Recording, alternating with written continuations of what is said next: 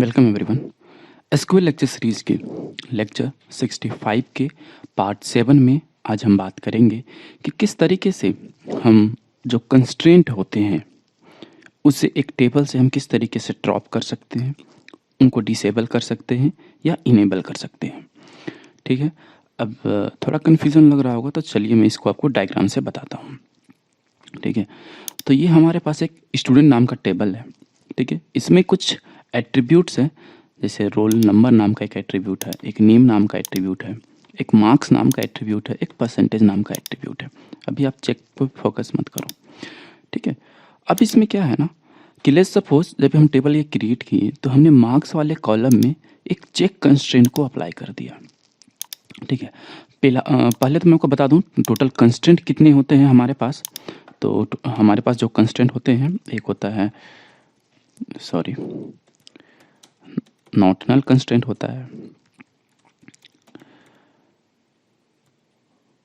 Primary की constraint होता है,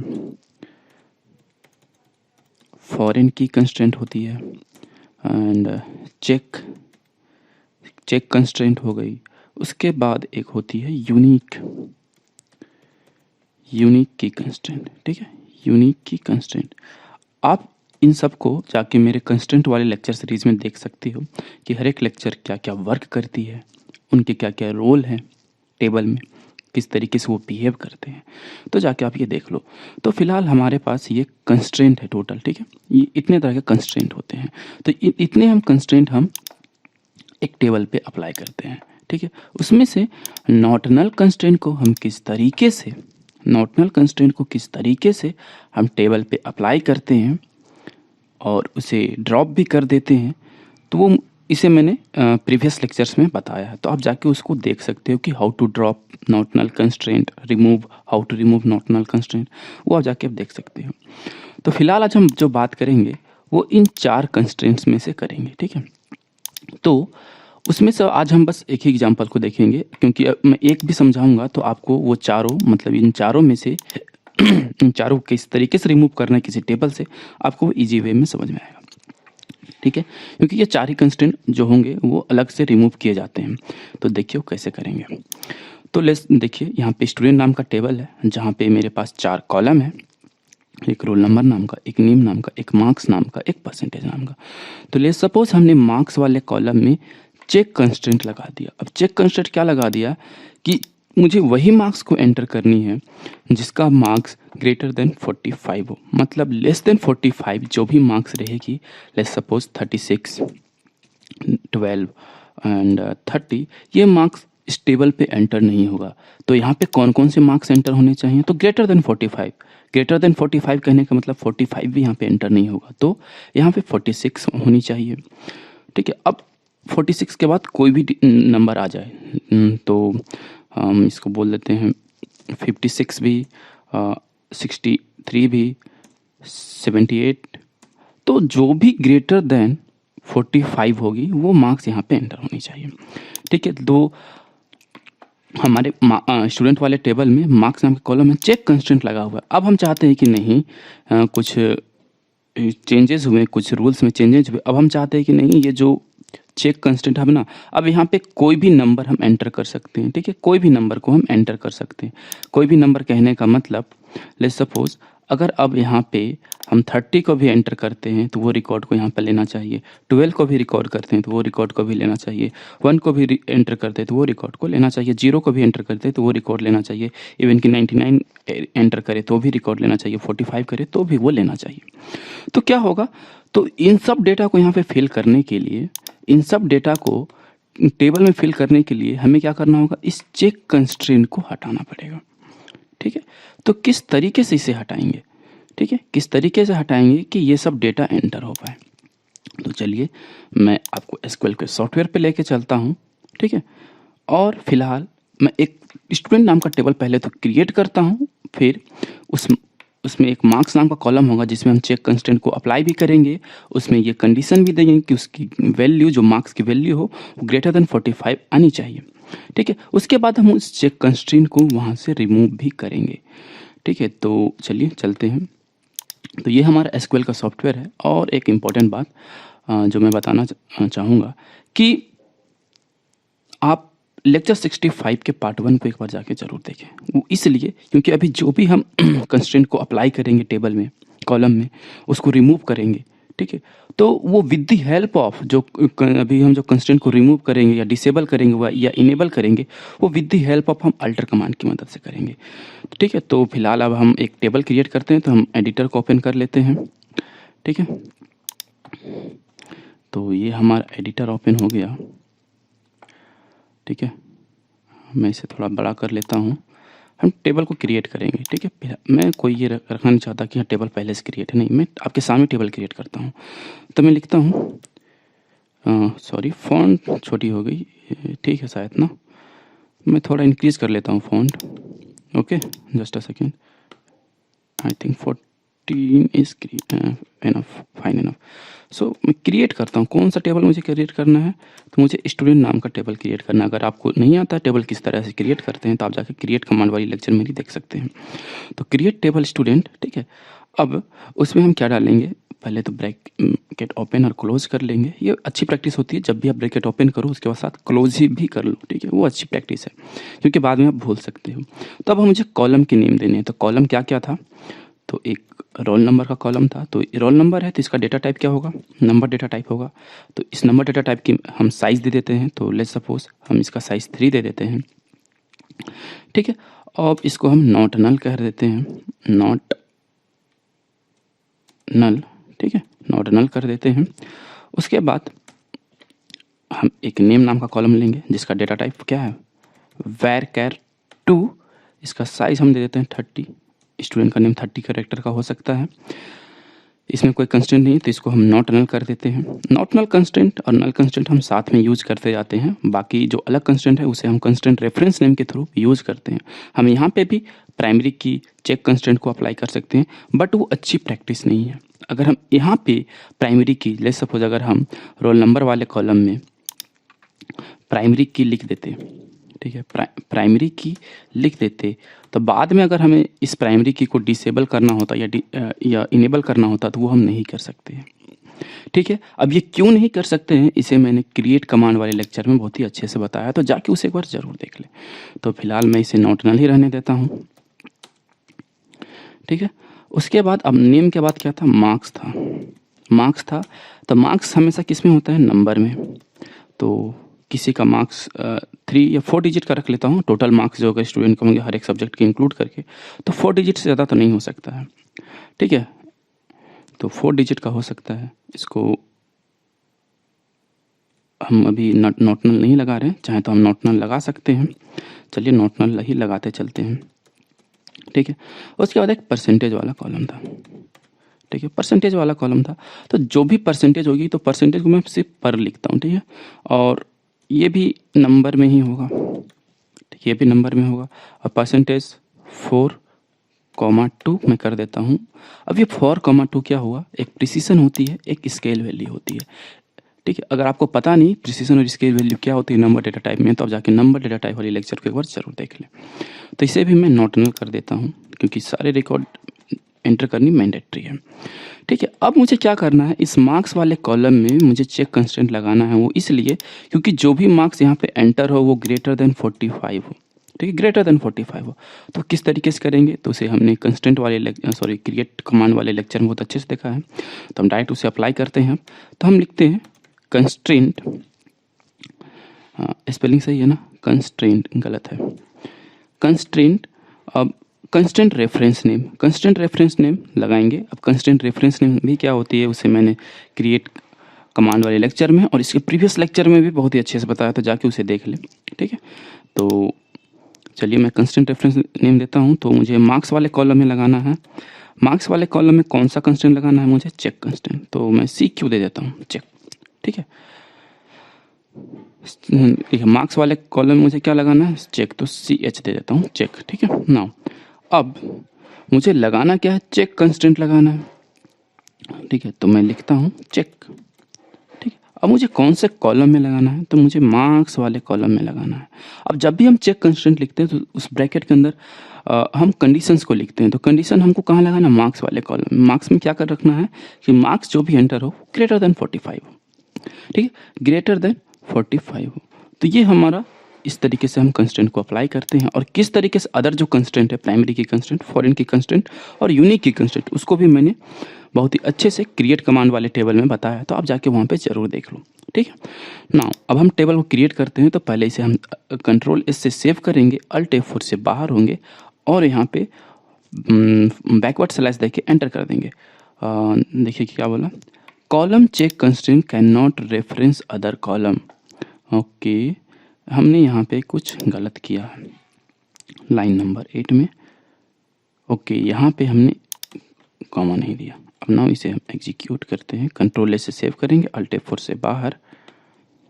ठीक है, अब नाउ हम इसे एग्जीक्यूट फॉरवर्ड बैकवर्ड स्लैश और एंटर।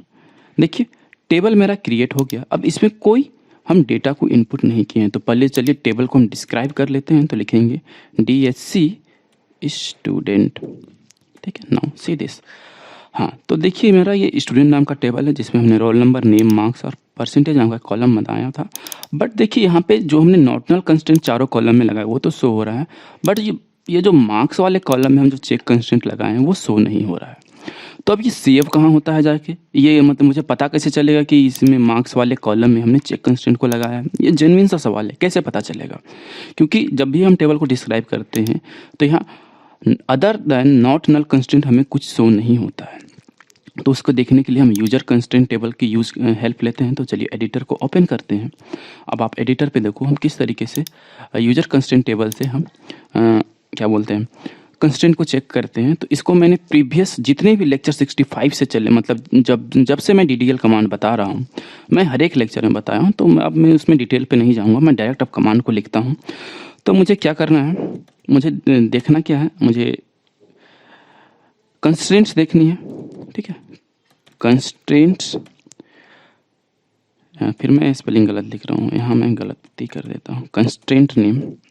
ठीक है, साथ में मुझे टेबल नेम भी जाननी है, क्योंकि यूजर कंस्ट्रेंट टेबल एक ऐसा टेबल है जहाँ पे बहुत सारे टेबल होते हैं और उस टेबल में जो भी रेफरेंस नेम हम यूज किए हैं वो जाके सेव हो जाते हैं। ठीक है, तो सेलेक्ट कंस्ट्रेंट नेम और टेबल नेम फ्रॉम एक जो कौन सा टेबल है, अब यूजर, ध्यान से देखिएगा, कंस्ट्रेंट्स टेबल। यहाँ कंस्ट्रेंट्स है और यहाँ पे कंस्ट्रेंट है। कंस्ट्रेंट एक होता है, कंस्ट्रेंट्स बहुत सारे। तो यूजर कंस्ट्रेंट्स टेबल से हमें देखना है। वेयर टेबल नेम क्या होना चाहिए, where table name equal to कौन सा होना चाहिए, student. Where table name equal to student होना चाहिए। चलिए अब इसे हम सेव करते हैं, अल्ट F4 से बाहर होते हैं और देखते हैं। तो अब यहाँ पे देखो हमें पता चल रहा है कि स्टूडेंट टेबल में मार्क्स नाम के कॉलम में मेरा चेक कंस्टेंट लगा है। तो ये जो रेफरेंस नेम है ना, मार्क्स से, ये हमें बता देता है कि हाँ, मतलब रेफरेंस नेम हम ऐसा चूज करना है हमें, जिसे देख के हमें पता चले कि हाँ स्टूडेंट टेबल में ये जो रेफरेंस नेम है वो किस कॉलम में लगा है। तो इसको आप देख के बता सकते हो ना कि यहाँ मार्क्स CH लगा हुआ है, तो मतलब मार्क्स वाले कॉलम में चेक कंस्टेंट लगा हुआ है। अगर यहाँ पे मार्क्स की जगह XYZ लिखते तो क्या इसे देख के हमें पता चलता कि स्टूडेंट टेबल में यहाँ पे कौन सा कंस्टेंट है, किस टाइप का कंस्टेंट है, नहीं पता चलता। तो जब भी आप रेफरेंस नेम लो तो इस तरीके का रेफरेंस नेम लो जिसे देख के आप बता पाओ कि हाँ ये जो रेफरेंस है वो इस टेबल में किस कॉलम से बिलोंग कर रहा है और किस तरीके का कंस्टेंट है। ये अच्छी प्रैक्टिस है लिखने के लिए। तो चलिए हमें पता चल गई कि यहाँ पे अब चेक कंस्टेंट लगा है। तो अब मुझे इस कंस्ट्रेंट को यहाँ से रिमूव करना है। तो किस तरीके से रिमूव करेंगे, तो चलिए उसके लिए पहले हम सिंटैक्स को देख लेते हैं। तो मैंने यहाँ सिंटैक्स लिखा हुआ है। तो ये देखिए, हम अल्टर कमांड की मदद लेंगे। और अल्टर कमांड और क्या काम करती है, आप जाके लेक्चर 65 के पार्ट 1 को एक बार जरूर देख लो। ठीक है, तो अल्टर कमांड को लिखेंगे हम, फिर टेबल लिखेंगे क्योंकि ऑब्जेक्ट टाइप मेरा टेबल है, और उस टेबल का हम नेम देंगे। ठीक है, अब यहाँ पे 3 चीज़ है, या तो हमें इनेबल कर सकते हैं, या फिर डिसेबल कर सकते हैं, या फिर ड्रॉप कर सकते हैं। अगर ड्रॉप करते हैं, ठीक है, तो टेबल से चेक कंस्टेंट हमेशा के लिए ड्रॉप हो जाएगी। मतलब अब इस टेबल पे चेक कंस्टेंट एग्जिस्ट नहीं करेगी। अब इसमें हम 0 to कुछ भी नंबर डाल सकते हैं। अब आप 0 कुछ भी नंबर माइनस में भी डाल सकते हैं। ठीक है, उसके बाद अदर देन वाट हेयर, अगर हम डिसेबल कर देते हैं, ठीक है, तो ये जो चेक कंस्टेंट है वो डिसेबल हो जाएगी। मतलब यहाँ पे भी अब कुछ भी नंबर आ सकती है, बट हम बाद में क्या चाहें तो इसको हम इनेबल कर सकते हैं with the help of enable keyword. ठीक है, with the help of enable keyword. तो फिलहाल हम क्या करते हैं, अभी तो मेरा जो चेक कंस्ट्रेंट है वो इनेबल है, फिलहाल हम उसको डिसेबल करते हैं, फिर देन आफ्टर हम उसको ड्रॉप करेंगे। ठीक है, देन आफ्टर हम ड्रॉप करेंगे। तो चलिए, अभी तो मेरा जो बाय डिफ़ॉल्ट जो मेरा कंस्ट्रेंट है वो इनेबल है, अब हम उसको फिलहाल डिसेबल करेंगे, देन आफ्टर हम उसको ड्रॉप करेंगे। जब डिसेबल हो जाएगा तो उसे हम इनेबल भी कर सकते हैं इनेबल कमांड की मदद से। तो इनेबल तो है मेरा बाय डिफ़ॉल्ट, तो अब हम उसे डिसेबल करते हैं। तो चलिए एसक्यूएल के सॉफ्टवेयर में चलते हैं। ठीक है, फिर हम एडिटर को ओपन करते हैं। ठीक है, अब हम लिखेंगे अल्टर, अल्टर। मुझे टेबल में अल्टर करना, कौन सा टेबल है मेरा, तो स्टूडेंट टेबल है। ठीक है, अब मुझे क्या करना है, डिसेबल करना है, डिसेबल करना है। ठीक है, अब डिसेबल के साथ वहाँ देखिए क्या था, हियर इट इज, डिसेबल के साथ मेरा अब हमको यूज करना था कंस्ट्रेंट। ठीक है, कंस्ट्रेंट को लिखेंगे और फिर कंस्ट्रेंट रेफरेंस नेम। ठीक है, तो चलिए देखते हैं, वेयर सॉरी, हाँ, तो अब यहाँ पे हमको कंस्ट्रेंट लिखना होगा, क्योंकि जो चेक कंस्ट्रेंट है हमें कंस्ट्रेंट को ही तो फाइनली डिसेबल करना है, तो कंस्ट्रेंट लिखेंगे। अब देखिए हमने मार्क्स वाले कॉलम में कौन सा कंस्ट्रेंट अप्लाई किया था, मतलब उसका रेफरेंस नेम क्या था, मार्क्स CH, और ये कैसा कंस्ट्रेंट था, चेक कंस्ट्रेंट। तो हम यहाँ पे लिखेंगे marks, MARKS, marks CH, character पे कोई चेंजेस नहीं होने चाहिए। ठीक है, ये मेरा सिंटेक्स कमांड हो गया। अब इसे हम कंट्रोल S से सेव करते हैं, अल्ट F4 से बाहर होंगे और बैकवर्ड स्लैश देके इसे हम एग्जीक्यूट करेंगे। देखिए क्या लिखा, टेबल अल्टर्ड। ठीक है, अब हम फिर से इस कमांड को यूज करेंगे, यूजर कंस्टेंट वाले को। तो फिलहाल मैं टेबल को डिस्क्राइब करने से कोई फ़ायदा है नहीं, वो शो होता नहीं है। ठीक है, अब मैं इसे फिर से कंस्टेंट वाले टेबल से आपको शो करके दिखाता हूँ। तो ये देखिए यहाँ पे मार्क्स CS तो दिख रहा है, क्योंकि इसे हमने डिसेबल किया है। ठीक है, ये जैसे डिसेबल किया है मतलब वो कंस्टेंट को हमने रिमूव नहीं किया, उसको हमने रिमूव नहीं किया, बस हमने उसे डिसेबल कर दिया। मतलब कंस्ट्रेंट तो है, स्टूडेंट टेबल में कंस्ट्रेंट है नो डाउट, बट अब ये कोई वर्क नहीं कर रही है, कोई वर्क नहीं कर रही है। तो हम इसे इनेबल कैसे करेंगे, तो इसे इनेबल करने के लिए बस डिसेबल की जगह हम इनेबल को लिख देंगे। तो चलिए डिसेबल इनेबल आप कर सकते हो। अब हम इसे हम ड्रॉप कर देते हैं। ठीक है, इसे हम ड्रॉप करते हैं। तो मैं इसे कोड को कॉपी कर लेता हूँ। ठीक है, एडिटर को ओपन करता हूँ, उस कोड को मैं यहाँ पेस्ट कर देता हूँ। अब डिसेबल की जगह मैं ड्रॉप लिख देता हूँ। क्या लिखूँगा, ड्रॉप। नाउ सी दिस, इसे कंट्रोल S से सेव करो, अल्ट F4 से बाहर और इसे बैकवर्ड स्लैश और एंटर। देखिए क्या लिखा, टेबल अल्टर, मतलब मॉडिफिकेशंस हो चुकी है टेबल में। तो चलिए फिर से देखते हैं क्या अब ये जो मार्क्स CH है, जो रेफरेंस है वो, मतलब जो चेक कंस्टेंट जो स्टूडेंट टेबल में लगा हुआ वो है या नहीं। तो हम क्या करेंगे, फिर यूजर कंस्टेंट टेबल को कॉपी करते हैं, कोड को वहाँ से शो करेंगे और पेस्ट करते हैं। अब देखते हैं, देखिए अब यहाँ से मार्क्स CH मतलब जो चेक कंस्टेंट है वो मार्क्स वाले कॉलम से हट चुका है, जबकि प्रीवियस में जब हम उसे डिसेबल किए थे तब वो एग्जिस्ट कर रहा था, बट जब हम उसे ड्रॉप किए तो वो एग्जिस्ट नहीं करता। तो इस तरीके से आप वेयर तो इस तरीके से आप अल्टर कमांड के साथ आप ड्रॉप, डिसेबल और इनेबल कीवर्ड की मदद से आप अगर टेबल में जो कॉलम है उसमें से कंस्टेंट को आप परमानेंटली ड्रॉप करना चाहते हो, यानी हटाना चाहते हो, या कुछ टाइम के लिए उसे आप डिसेबल करना चाहते हो कुछ पर्टिकुलर वर्क के लिए, फिर जब आपका काम हो गया तो आप उसे इनेबल भी कर सकते हो। तो होप कि आपको ये लेक्चर पसंद आया होगा। अगर पसंद आया तो इसे आप लाइक कर दे, इसे अपने दोस्तों के साथ भी शेयर कर दे।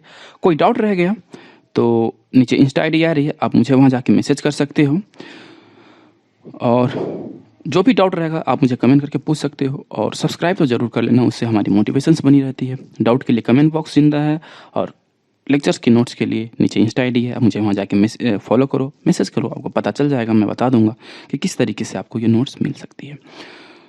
टिल देन फिर मिलते हैं नेक्स्ट लेक्चर में, तब तक अपना ख्याल रखें, टेक केयर एंड बाय।